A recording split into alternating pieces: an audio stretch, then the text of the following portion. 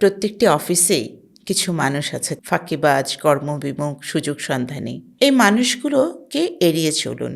আর এই মানুষগুলো যারা কাজ করেন, কাজ করতে ভালোবাসেন, তাদেরকে কি বলেন? প্রায়শই শোনা যায়, এত কাজ করে কি হবে? কি দরকার এত কাজ করার?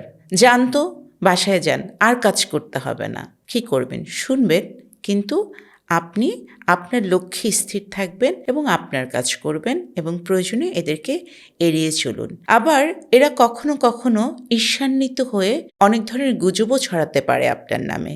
কি বলবে? হয়তো আপনার নামে না অমুক এটা বলছে, আপনাকে একটা গালি দিয়েছে, আপনার নামে বসের কাছে গিয়ে এটা বলছে।